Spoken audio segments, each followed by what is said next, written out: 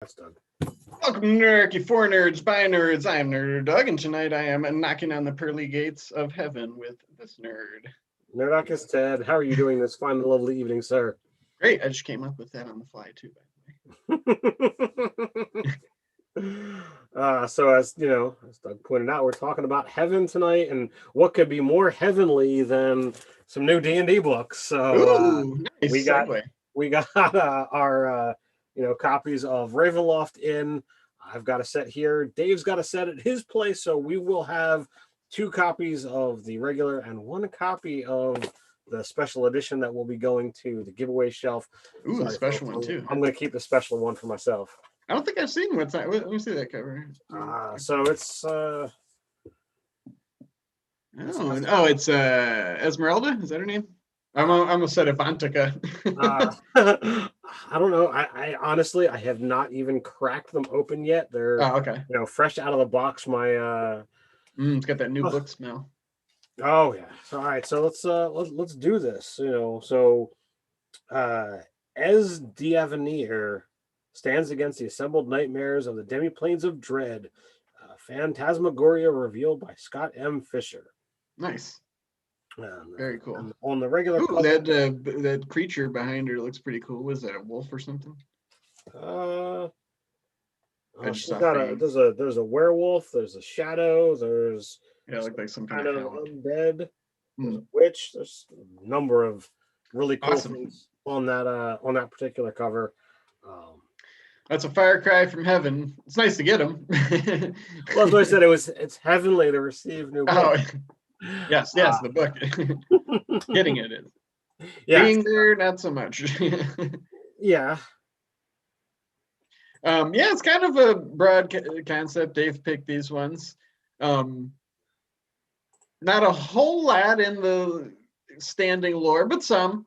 There's Elysium, which is I think it's renamed Seven Heavens. It was what it used to be called back in the day.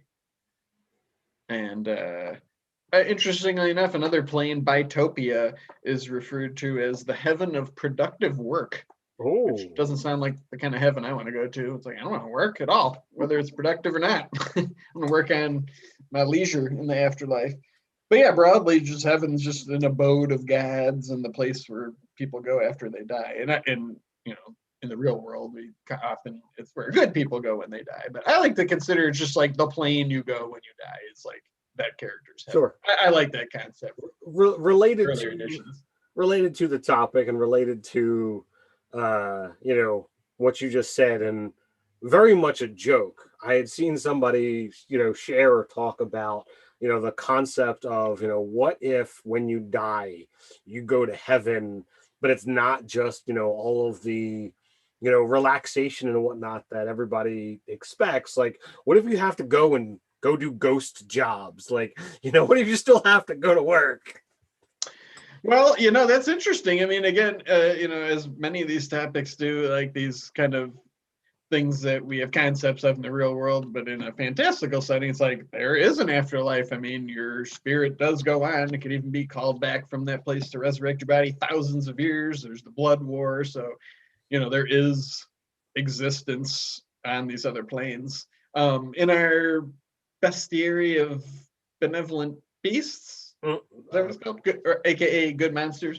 I believe it's Bestiary of Benevolent Monsters. Oh, is it? Wow, we didn't go for the full alliteration. Surprising. The part that I worked on got into like planar lore of Elysium. They were Elysian creatures, and I got in like kind of like numerology and stuff. But it had to, and I looked up a lot of the lore. Was my point. And I think it's that plane Elysium where it's like or Mount Celestia. I don't know, but either way, it's a heavenly thing. An upper plane. There you go. That's my tie-in. It's just like a giant mountain where like souls just kind of go up it for eternity until they get to the top where it's like the pinnacle or whatever.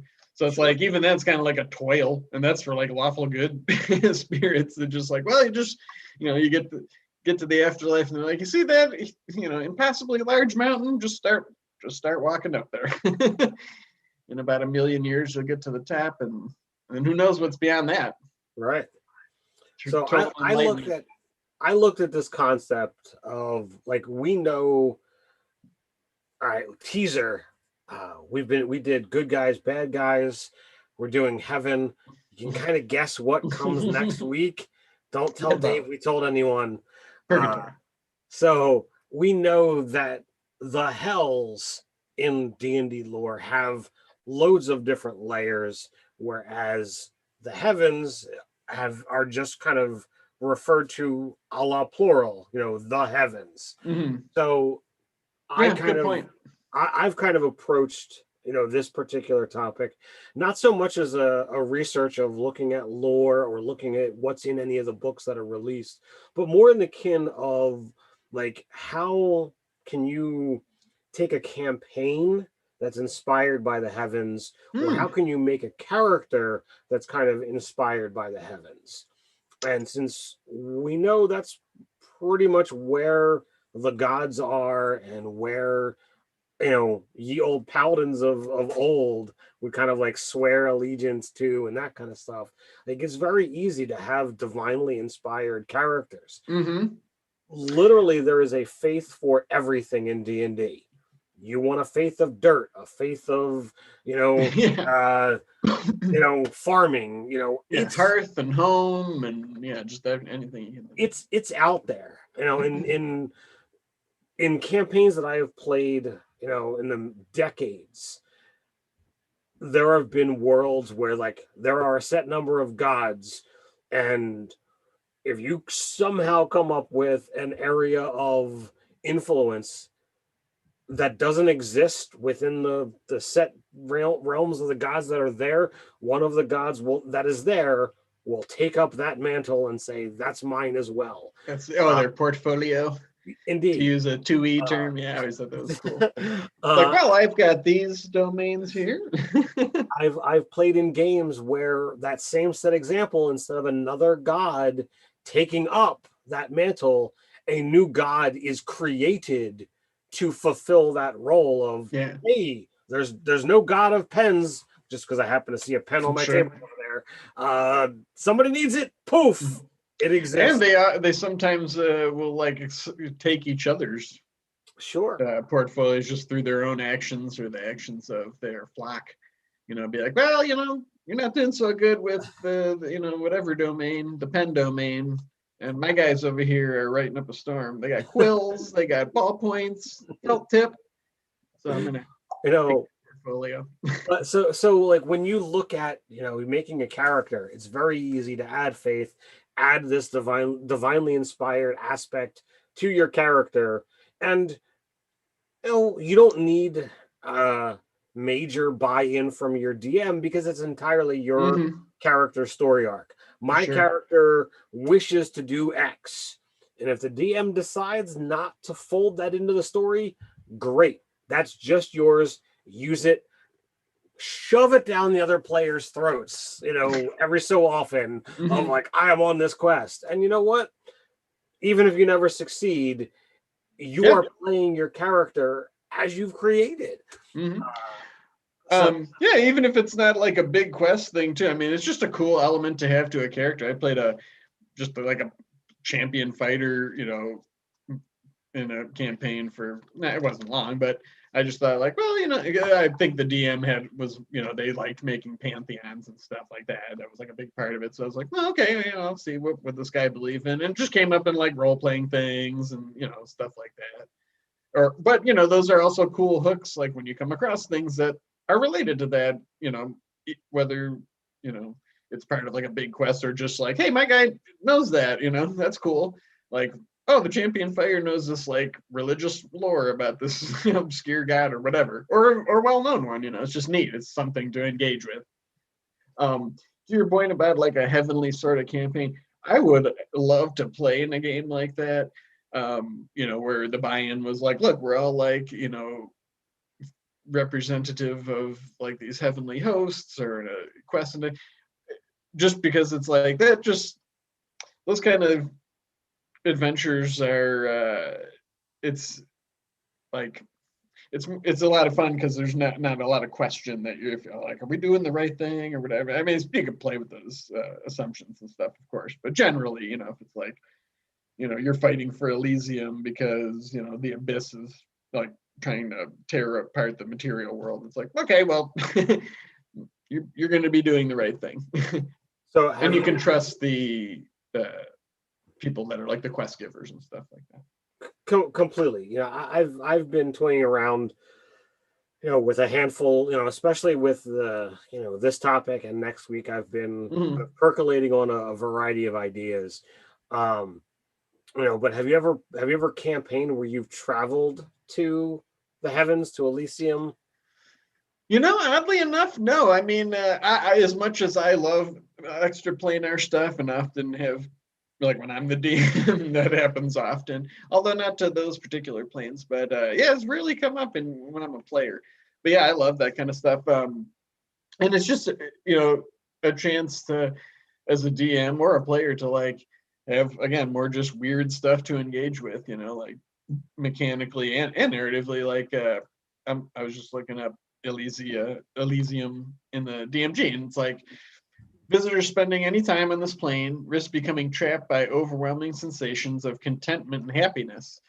So not anything bad, but still a challenge, right? At the end of every time you take a long rest, you have to make a whiz save. If you fail, you're unwilling to leave the plane before taking another long rest. And after 3 failed saves, you never willingly leave the plane. And if you're forcibly removed, you do everything in your power to return. A dispel evil and good spell removes this effect. See, like I love stuff like that because it's got so many elements to it. Role playing hooks, a use for like a little used spell, even like dispel evil good. Like I don't see people casting that all too much, and that's just like all those. I love all those like little effects we were talking right before we came in about the Ravenloft book, and Mhm. I was saying how my favorite chapter was probably going to be the one with like here's little ways to like inject horror themes into the game. It's sort of like the magical phenomenon in Tasha's. It's like you can just evoke so much by like something little like that. Like every time you rest, you might just not want to leave there. So my only concern there is the fact of, like, you're tying mechanics, and you're I hate saying this, but you're stealing choice. You're taking the choice from that particular player, so much so that with some groups there is no way for that character to continue. It winds up, almost forcibly retiring that character should you go there and stay long enough to have you. Now, if you have a good GM and a good group, there are ways to be like, all right, we need to forcibly get you out of here. And that winds up becoming this little mini quest of like, Mhm. all right, we're going to teleport you, or we're going to shove you through this portal, and then we're going to, tie you down, tie you up, and make you deal with this until you either get over it, or, the spell is cast on you, you know. But, if you have a high enough campaign, you could go the other direction, and, you could have a character who's like, I have been there and I know what it's like. I want to get back. Oh, That's a no, great idea. Yeah, no. that's an awesome idea for like a backstory element or something. You mean? What if you have this, you know, and I'm gonna drop a coin in the Wayback Machine Sure. for some people. Not so long ago for, you and I, but, look at the storyline of Xena. She was a conqueror and went about going in the direction of, I'm now going to be a good person.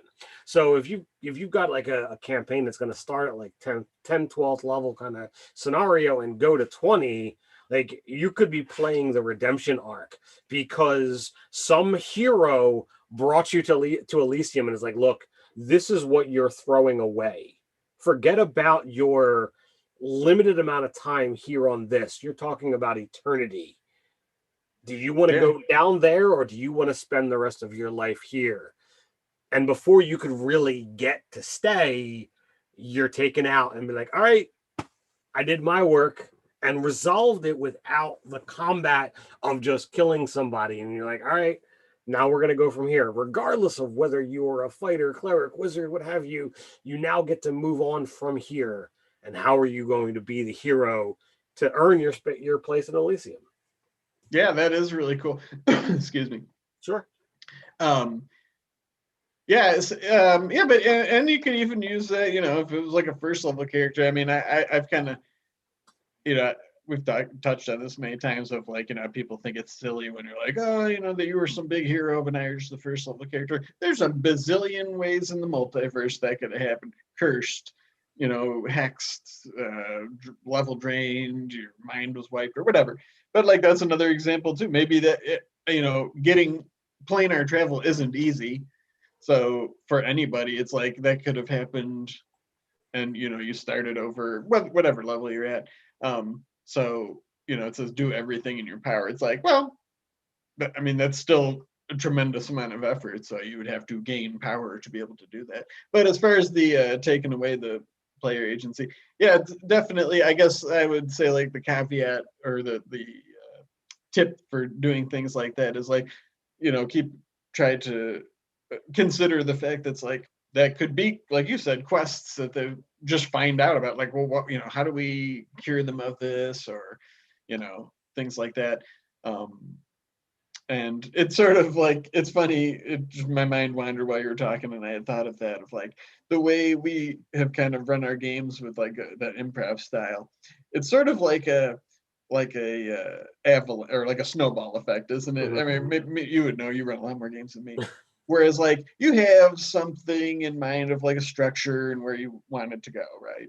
But it's like when you, the more just unusual elements you introduce, like something like that, where it's like you don't know. I mean, like we just said, the players could be like, that could be a whole quest of them to cure this person, or even to learn that dispel evil and good is what cures it. You know, like to, to me as a so you player, got to just roll with it and be like, okay, you really got to think on the fly, but it makes it fun because it really makes it feel organic for the players. to me as a player, I like things that have the ability to affect your character.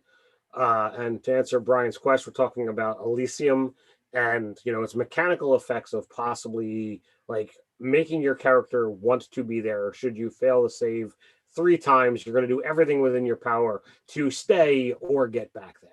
Mhm. And when I look at that specific word choice, I need to do everything within my power. To me, that almost like it's open to a vast interpretation. Would you, And let me preface before you go on, because this is relevant to what you're going to say. Do you think it would be, do you think the person would understand or intuit that that is a plane of goodness, and like murdering people to get there would probably not allow them access? Or I mean, that could be a cool story beat, but you know what I'm saying? Like, although I no, guess there is no restriction in, again, it's going to come down to who's at the table, who is the one running yeah. the game, and what information has been imparted. If the information is not imparted to you and you just teleport and you magically appear on a wrong plane and end up in Elysium, you Mm, could be somewhere that you want to get to without having any clue as to where you are. hmm. So that in and of itself could create a problem. But the caveat, the specific word of do everything within your power, to me that immediately like invokes that concept of this is now my quest. I Right. will I will push off everything else on my plate to make this a priority. And that in and of itself is a problem. Now, Mhm, yeah. should you have a good group and a good GM, you're going to find a way to get access to that particular spell, and it's going to be a short-term problem. Related to that problem, you know, in the mini terrain domain, we're playing Rime of the Frost Maiden, Hmm. and spoilers if you're playing that game and you haven't gotten far enough in. I'm gonna say a spoiler in 3, 2, 1. All right, if you touch Chardolin, that can cause problems, and if you handle it long enough, it can affect your character, and you could get a flaw. You could get a thing that affects how you role play your character. My my dude went through that, and there's ways to cure it. There's ways to get over it. And I'm a good enough sport, but Jake, the DM, was just like, "Hey Ted, here's a thing." Sent me a private message. Didn't know why, but if it's just like, boom, here you go. This is now a thing that you're doing. And at first I was blown away. I'm like, where the flip is this coming from? Like, we're just walking around in the snow, but it was long enough from when I had handled it to like, okay, crap. So like touching that stuff causes some sort of change to take place in your character. handling it enough, and Oh, okay. we were doing it. Like, you can't just go boop and like, oh my god, my character's changed forever. No, Oh yeah, right. not like that. But my I character, mean, is there like a hint that something's up with it, or? there is, if you pay attention and you're a little Mm. bit more weary. But I'm a dwarf smith, and it's like, oh, a new metal. Of course I'm gonna touch it. Of course I'm gonna, think about this. It's not gonna bother me. I'm a dwarven smith, right? Sort of thing. Like, I know how to handle it. So you definitely have I definitely have issues with things that force you to role play in a particular manner, especially if they kind of come out of left field. And to me, having this thing that's supposed to be, the end all be all place, like, I would just be like, look, you have a longing. You want to be back there, and you want to make sure that you get back there, as opposed to the I will move heaven and earth to get back to heaven. Like, that just, it seems too much like the invoking the other side too much. And again, looking at it from the whole cloth, just looking at the particular word choice, and knowing how some GMs tend to just look at the specifics and not take in the theme and have enough wiggle room with things. Yeah, right. Like, there's a wide a gap between, like, I'm going to use this to, like, like, basically, like, screw this character over. It's like, now you're trapped there and you'll never want to leave, or like, sort of thing. And using it as like a cool narrative tool. Like, I was thinking, even without the save, just as a DM, like, part of it would just be selling the sizzle of how amazing you do feel there. And players being what they are, I'm sure they'd probably just be paranoid, like, oh, there's probably something dangerous here.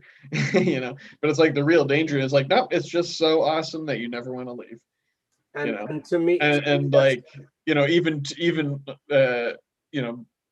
again, like, even if you just totally removed like making the save and all that, like, with a good group of players, it's like they might actually, like, thinking of their characters, like, wow, would they want to leave? Like, to me, I would take it and I would strip out the mechanics entirely. If I were going to, be a GM and take my player characters to Elysium, I would describe it in such a way that would make every character happy regardless. So we're talking about magical realms. So the temperature. Oh, you'd make it like relative to them? I would absolutely, the sun shines brightly so that you can see, but at the perfect angle, at where you find it most comfortable. The temperature is perfect for you. I wouldn't give it's an 82 degrees and humidity. Oh, you're walking around as a monk in a sleeveless tunic and breeches. Well, whatever you find the perfect temperature, that's what it is. Oh, the dude walking around in plate mail. Well, maybe they wanted a little bit colder. Well, guess what it is? So it is the perfect everything for you. Okay, my first thought was like, I was thinking of like, those dark and murderous characters, like everything's just drenched in blood and stuff. You just mean like ideal. Yes, yeah, the ideal. Again, that could almost be like a good role playing challenge for players. I think Pool of Bliss, our own thing, kind of touches on that too. There's a scene of like, just ask people like, what would that be to your character, and particularly for players who are like, just got like the skull armor and all that stuff. Like, what is a pleasant day to that guy? Like, I think that's interesting stuff to think about. Like, under all the skull armor and the nasty sword and blood magic and everything, like, there's still a person. Like, what would a nice day be for grim dark blood Bane or whatever his name is, right? Grimdark Bloodbane. Do we need to keep that NPC now? And I mean, it's a scenario where, like, to me, I would take it, whole cloth, and give everyone that sense of comfort and belonging. Yeah. That there was some cool comments in the chat. I hadn't had it pulled up. I just pulled it up. Mr. Rob's Cleaning Service says hi. It's always a pleasure to say hi to Mr. Rob's Cleaning Service in Oregon, I think. Brian Smith says, what if Elysium is too full and your character has to go down the material plane?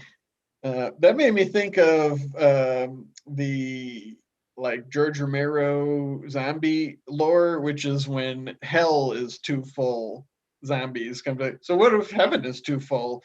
What would the opposite of zombie be? Like super nice people that just want to help everybody? Good. It's like, no, there's just too many good people. But the more important point, it's like being the Matrix, perfect but artificial. Would they realize it's not the real thing? That's what's cool, though. It is the real thing. It's just another. That's what that plane is. You're not. I mean, yes, you're not in the material world, but you're not. Your body is in another place physically. And I would go so far as to say like that. Even like your levels of paranoia, like all of your, the typical hackles when things are going wrong. It's too good.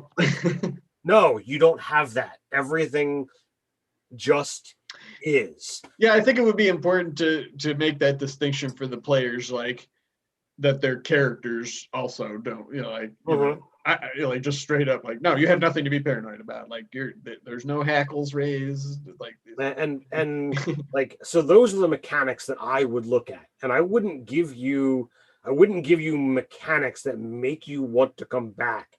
The place itself should be so good, so that we just Saturday night I was playing with my home group, and the characters are in the Feywild, so the colors. Oh yeah, that's my favorite place to adventure. It's like a cartoon world. That's the way I look at it. It's like you're in a Warner Brothers cartoon. Like people can pull a hammer out of a hat and all that kind of stuff. And there are colors in the spectrum that only exist in the Feywild. So I would say like there are same kind of senses in Elysium, in the heavens. So if you were to adventure there or go there and then you come back, the prime material would be like mute and boring in comparison. So the longer you spend in Elysium, coupled with the longer you then spend in the prime material, it would make you long to be back there just because. And it shouldn't be tied to frickin' saving throws. But that's what D&D does. Yeah. Well, it's like, I think that that's just the broadest language you can reach everybody with. You can't like really describe nuanced role playing. That would just be too long. What was I going to say? What kind of adventuring like would you do there, though? I mean, it's probably not a place where there's violence, right? Unless you bring it. And I'd imagine even that. I mean, how would that work? Just be weird. So, I mean, you're talking to me, who I'm all about ignoring combat for role playing. Sure. Oh yeah, sure. I mean, I guess what kind of tension or conflict would be there? So here you're going to have role playing tension.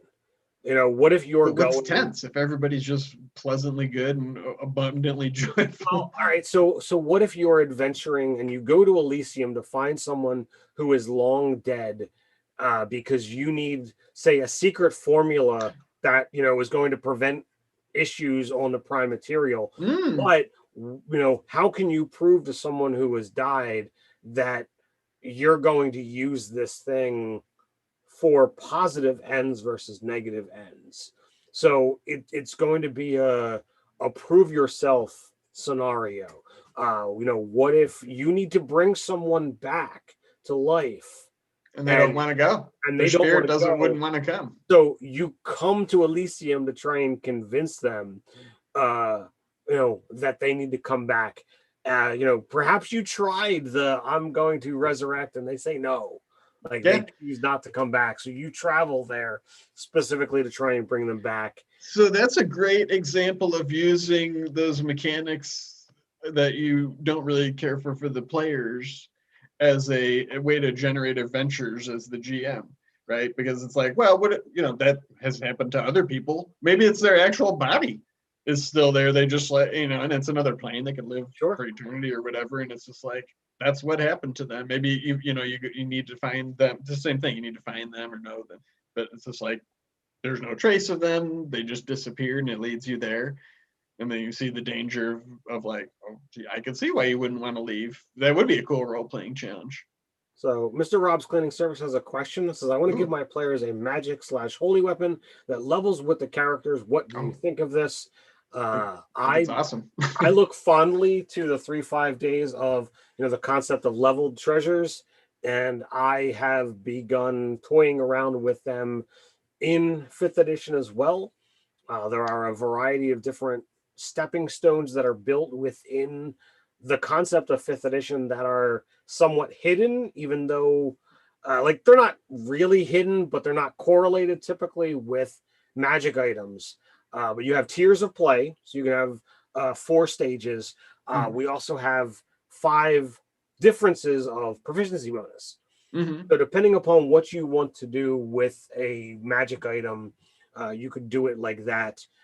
In the Critical Role book, Wild man. Aldore book, Oh, the tail dude. Oh, it's yeah, the exalted things. Is he's that what got they're? he's got the exalted weapons, and they have 3 stages of growth, and what you have to do to have them, leveled up and what have you. So you Mm-hmm. could honestly look at those things as examples of how you want to uh build something up.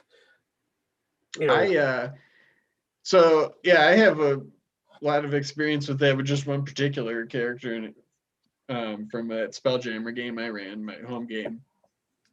And I didn't have any like mechanics. I didn't even plan on this, but really early on in the campaign, one of the characters found a magic dagger, and I just described it, and they thought it looked cool, and they thought like, oh, this is really neat and special and stuff, and it had a name like carved on it and stuff. But it was just like a +1 dagger that would like glow when it was, when you set a command word with light. When But it works for but the character, what's that? when it works for Rainier. No, it was just a command word. But the player just was fascinated by it, and he always was like, when they had downtime or whatever, he'd just be like, I just want to study and see if I can find anything out more about that. So I just kind of like wove it into the campaign, and like he was a monk, and so it wasn't like even particularly like useful for him to use it all that much. Didn't do it more damage or anything. But he would always make a point to use it, and there was a lot of like aberrations were like the main villainous monster type in that.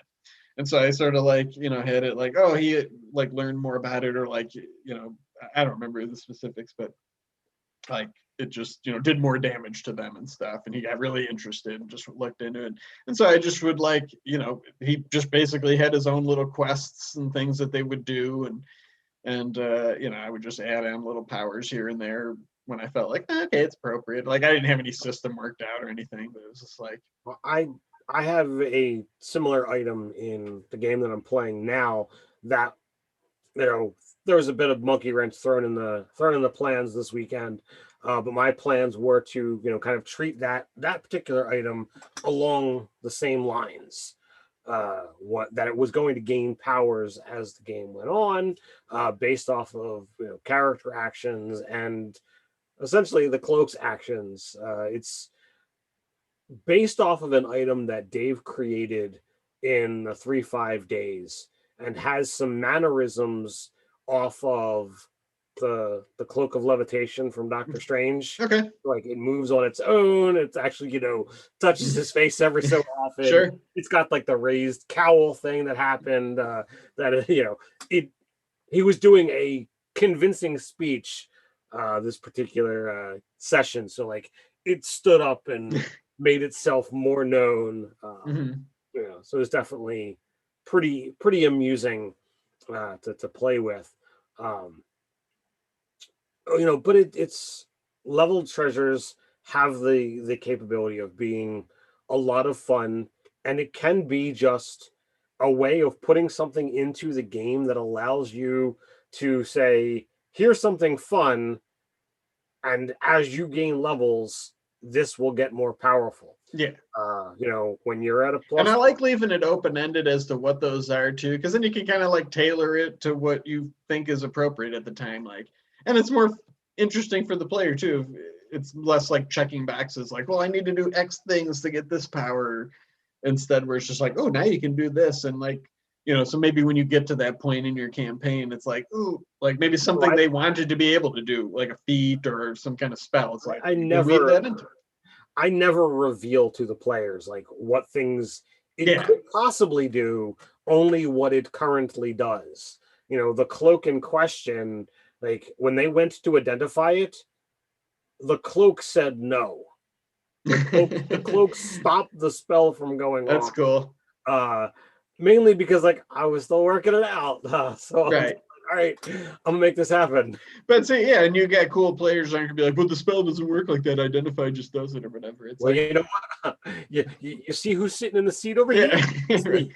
I don't care what that Maybe book that's a signal says. that you got to get legend lore or something, though, too. Which again, all these every chat this always comes up, and it's such a salient point. It's like all the things that you throw out there are hooks for players to motivate their characters, right? Whether it's a quest to get back to heaven or unlock the power of this sword, it's like you're just giving them, things to do. And I think that's why I like it. At the same time, as a DM, it's scary to me. Like, I'm starting my new game tomorrow, and I'm trying to like embrace that spirit, but it's like it's just scary to be like, okay, I'm just gonna try to like imagine the setting and the theme I want, and just roll with what they do and not hit, because it's weird, because in my mind I know once I start playing a game, I'm fine.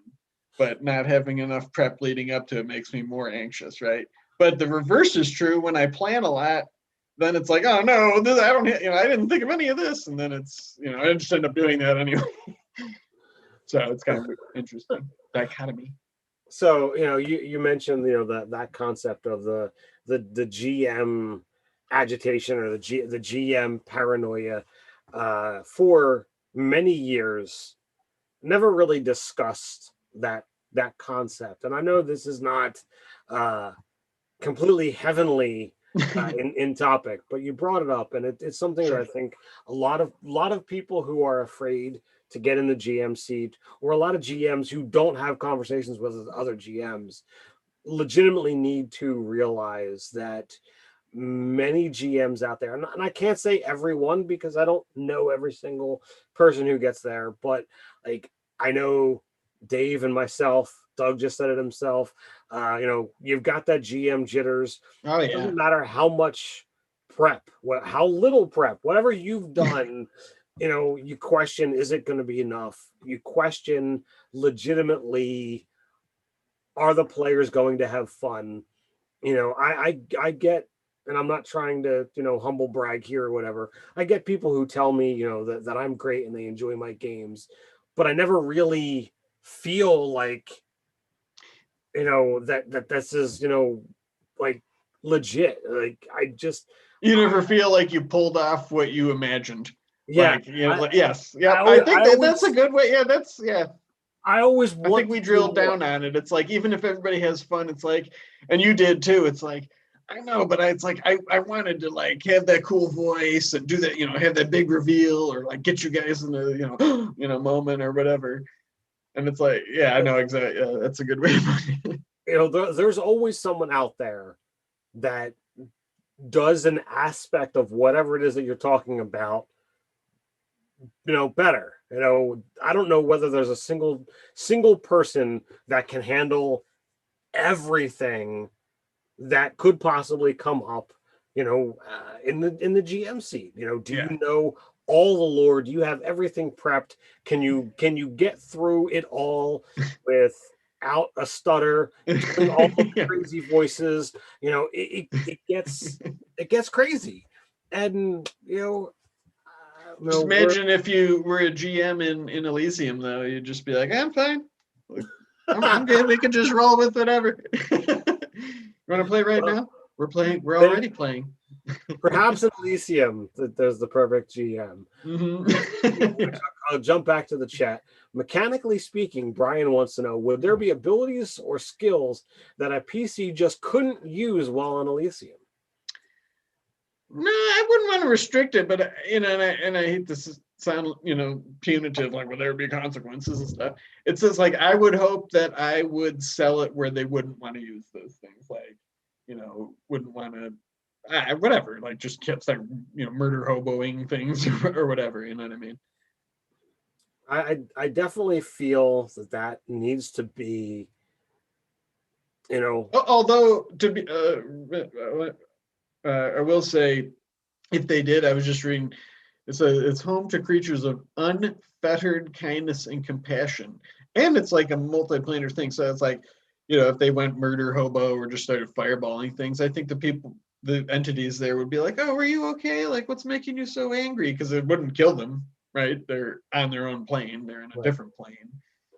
So I think that would be disconcerting, but it would be a good way of teaching them, like, look, you can go crazy in here. You're not. It's just they're not going to care or get mad or fight back or anything, but you will not be killing them.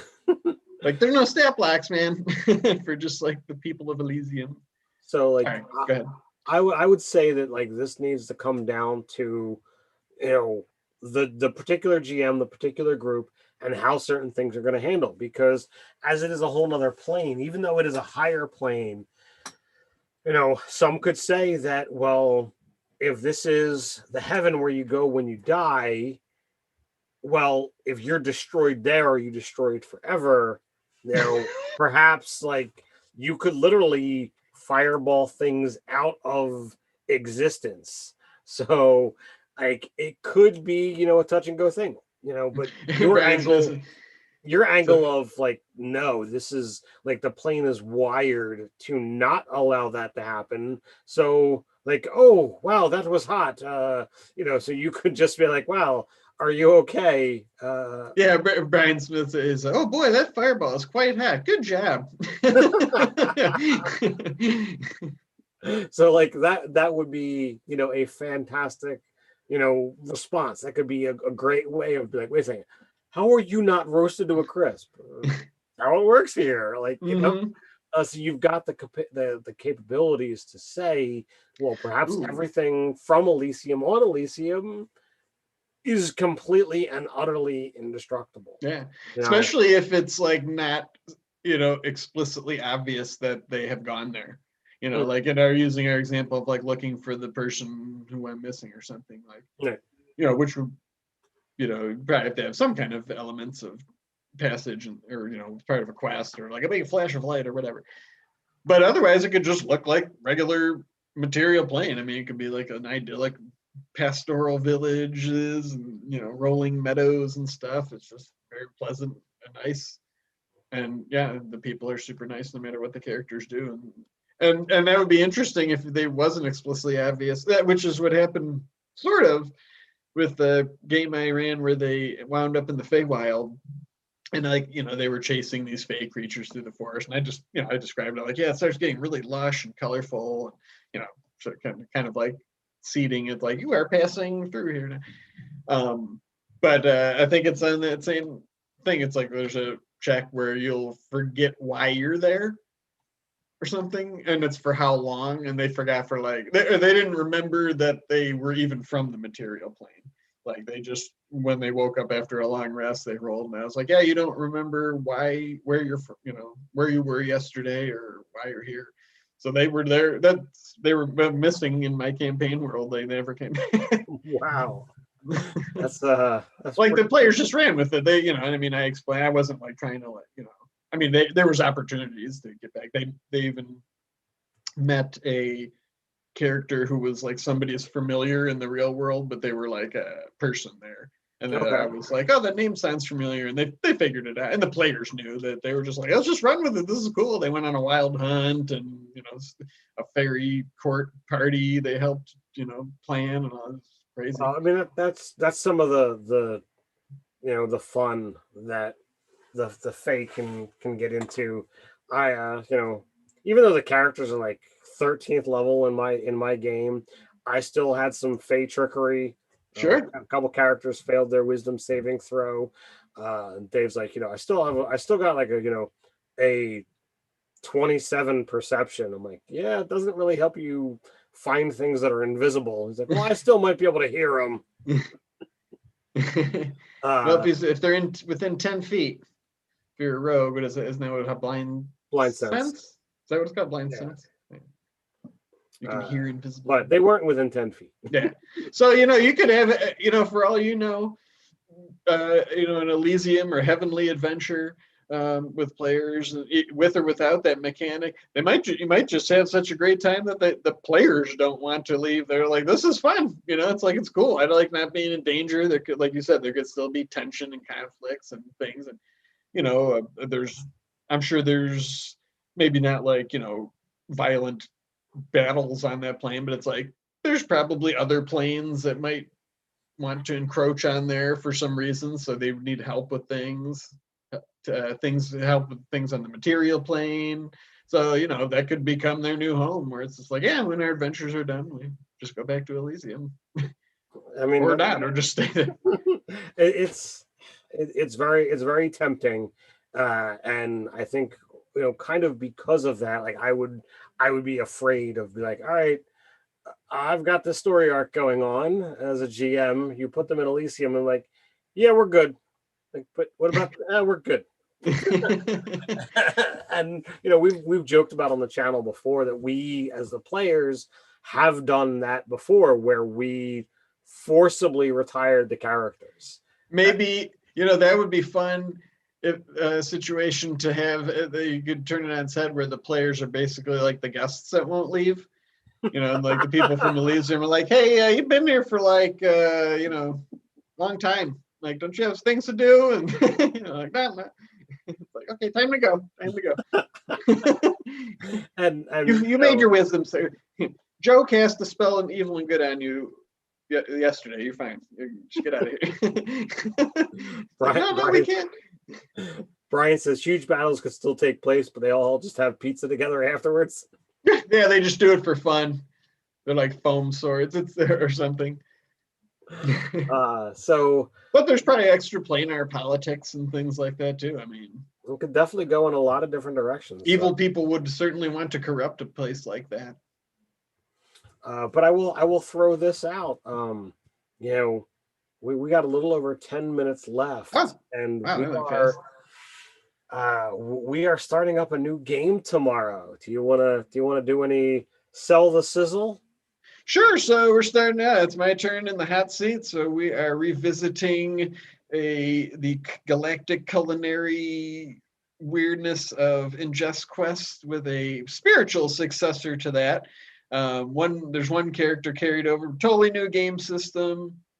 Though we're using the Quest RPG, which is a super simple single die, really narrative type game, and the players will be exploring culinary mysteries. I don't know. Is there anything you want to know? I mean, yeah, we're actually picking up sort of. It's quasi sequel. It's like the same amount of time has passed between this new game as the last one. And most of the characters are gone except Robin's. Seer Cass is returning with her pet small jammer / vessel Arlosh. And we'll see how the 3 other players get involved with her. I am super excited. I've been planning, doing a lot today and just prepping and looking through all the notes you guys gave me. I guess I don't know if it's sell the sizzle, but as far as like calling back to what we were talking about earlier about prepping and stuff, it was much like the first Ingest Quest, where it's like I had ideas, and this is a good example of what, why I think a session 0 is good. It's like I had some general ideas and everything, but it's like really when you get the players together and talk about like, well, what do you guys want to do? Or, how do you feel like you want to be connected and what sorts of things do you want to do in this setting? That's when it really comes together. To me. So I was most excited about that. So like today I was just like looking through all the notes that, we had talked about in session 0 and that everybody sent me, and like, okay, how do I hook these things in and reward the, players buy-in really of just like, coming up with these cool things about their characters and things they want to do and their perspectives on the world. So that's been a lot of fun. And really relieving of that anxiety. It's like, well, these are the things they said they wanted to do. So just like finding the way to connect the ideas I had with that is hopefully will pan out. So I know if you are like myself and you enjoy the continuation of story, you can head over to the Nerdarchy main channel and look for our playlist section, and you can watch the first 12 episodes of Ingest Quest between now and Tuesday. I know you've got 23 hours. Yeah, go for it. You could certainly make it happen. But catch up in between sessions. It was definitely fun coming up with a lot of new food puns. I mean, that's what I like about it. It's like, me and I, you like this too. I think like all of us, we're not really like grim, perilous, mud and blood sort of people. It's like I like food puns, silly monsters, low mortal stakes, but cool narrative stakes. And I enjoy lighthearted fun. I had seen Ingest Quest, a couple of years back. I didn't watch it when it was live, but I definitely watched it thereafter. And I've since rewatched all 12 episodes. Have definitely enjoyed not only reminiscing at the cool story, but just some of those who have been with the channel for a long time. Mm-hmm. Even sadly, some who have since moved on. Yeah. And Anthony, I had such a great time playing with Anthony and getting to know him. Man, really, that was like the most I interacted with him. Anthony is great. I don't know how we got Puffin Forest in on this, but it was awesome. I think Nate just reached out to him and asked him. That was cool. Yeah. But it was great to have Ben on the channel. And then Nada, who was doing our Discord stuff, Nate, who was a part of Nerdarchy at the time, Robin, who was and still is a staff writer, and just an awesome gamer. Yeah, they're fabulous. Here, I'll sell. This will help sell the sizzle for you particularly. So I made a list for myself of just expressions that I might need to use. I'll give you a few of them. Okay. Hot frisbee of fun. Put it on a flip flop. Serve it on a trash can lid. That puts the shamalama in ding dong. Love, peace, and taco grease. It's lights out delicious. It's out of bounds. It's bomb.com tasty, off the hook, gangster, real deal. So that's Nerlag's responses, right? Yes. So I'm a fan of Guy Fieri. Oh, me too. And you used Nerlag as his kind of food competition in the first episode, and you did an amazing job, and I'm like, I can't wait to see more of this character. And spoiler alert, that was it. He was only in one episode, and I'm like, no. So I specifically put in the request for more Nerlag. That was one of those fun things to connect. Brian Smith asks, what snacks should he prepare to munch on while watching anything thematically appropriate? Anything and everything. We're taking recipes from the Necronomnom, the Gastronomicon, my own crazy culinary. Yes, there's a few from there. There's more than a few pages of the Necronomnom in this campaign. Wink. So I mean, whatever typical gaming grub you like to have, definitely that. I had so many pun ideas. I had to get rid of one. I was gonna have a villain named Herbert West Brie animator and have like an animated wheel of cheese. Oh man. Well, I just as a fair bit of warning, I've begun preparing a list, and I don't want to. I know we've already got the food puns, but you know me and jokes. There's just never enough. Sure. Uh, Yeah. I will be finding a way to work in a food joke per episode. That's a good way to earn back adventure points. I think I've already got the first like half a dozen slotted, but I as I typically do, I use Google Docs to Sure. compile a lot of stuff, and whether I'm player or GM alike, I've got a Google Doc for it. So Yeah, I know that. I know that life. I've got a Google Doc for Ingest Quest season 2. I've got my notes from season 1 because my character has a bit of that knowledge. Yep. I was more for the viewers out there than yourself, but Oh,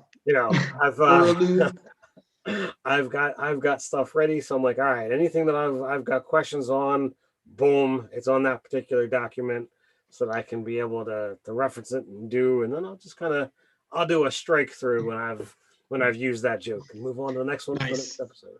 Oh, that's a good idea. Yeah, I actually came across all the Google Docs I had from the first one the other day, and I was like, oh man, I forgot all this. Like that I had written all that out. It's Usually definitely feverishly just minutes before we start playing, but nevertheless, it was nice. you did a fabulous job. I'm looking forward to seeing where the story goes. There's just so much there. Yeah. I actually reached out to Nate the other day, and while he's not doing as much with the RPGs as he used to, he's definitely interested to see where Ingest Quest goes from here. Yeah, it'll be the first time running a new game. I've played it a couple times and never run it, but it's pretty easy, so I'm not too worried about that. And we're not really a super crunchy group anywhere. It's like, oh, our rule doesn't work like that or whatever. Like it's kind of like Cypher, and it's like, hey, you guys got powers and stuff. You tell me what they do. I don't know what they do. Right? Yeah, I enjoy learning new systems. It's definitely going to be fun to check out. Yeah. Quest. Yeah, I think the trailer's pretty cool on the channel, and Steven is, as he's been doing, is like made a lot of cool art and trailers and video intros and stuff. It's pretty cool, awesome. Really, he's super enthusiastic. Yeah, I'm happy to have Steven on the team. He does. Yeah, quite a bit he's of an awesome guy. cool stuff for us. So, any final questions out there for our viewers, or any final thoughts that we want to cover on the heavens? Yeah, it's a pretty interesting topic, only in the sense of like trying to my main thought was like, well, what kind of conflict can you have in a heavenly situation? And I think we touched on that pretty satisfactorily to me. Like I was not sold 100%. Like, what would you do there? I'll throw another one out there then. Sure. That I've been toying around with, and part of me really has like a strong desire to go down this road, and it's been touched on in novels, and it's been touched on in some D&D lore of like when you talk about like the time of troubles, like what happens if the gods are gone? Like what do you do when we really don't have clerics running around? Do you travel to the heavens to try and figure out where they are, where they went? Do new gods wind up springing up? I watched a series on Netflix. It's like the New Adventures of Monkey or whatnot. It's based on the Monkey King, and it's in a world, and little spoiler alert, there's probably going to be some touches on this in both the Heaven and Hell newsletter, but it's the campaign world that all of this is happening. Basically, the gods have disappeared and demons have taken over. And I'm like, man, this is this is definitely ripe with things you can steal for D&D. Oh yeah. So if you've got a scenario where the gods are not responding, the gods don't exist anymore, you know, it's not going to be a scenario where you just are like, oh, let's divine the answer. Nope, doesn't work that way. Yeah. You might have to travel to where they might have gone. In these cases, it usually would be Elysium. Is there something that's happening there that is sucking away their powers? Is there Where do something, gods go to die?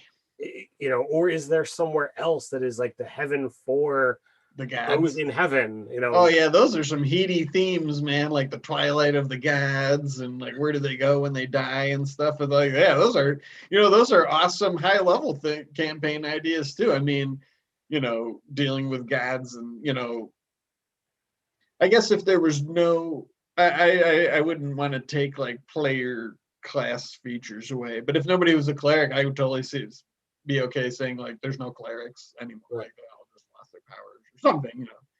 Be kind of cool. I wouldn't do that to the players. That's BS. But yeah, I'm right there with you.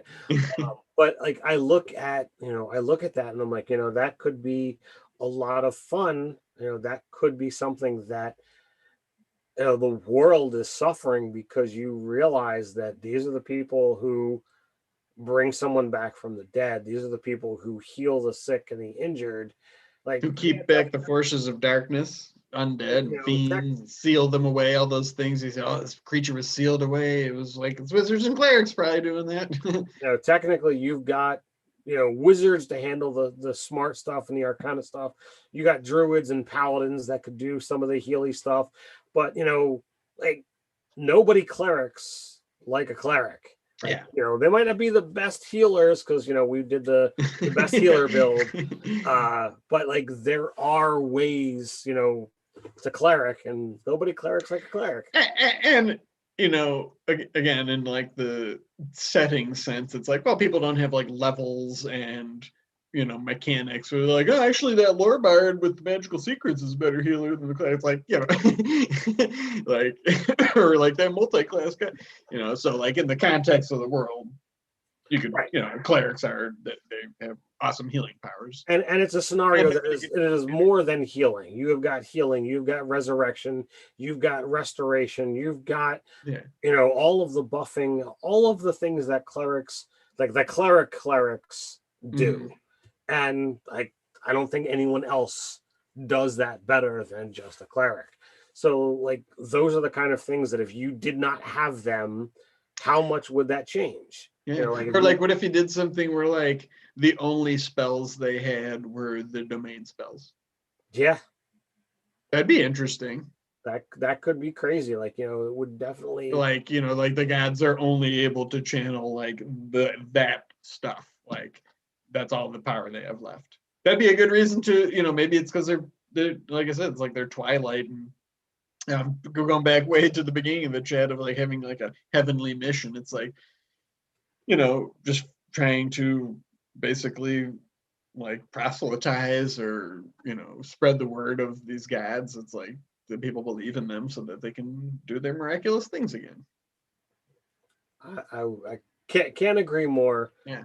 So there's definitely lots of fun things that you can do when you're dealing with adventuring in or inspired by the heavens.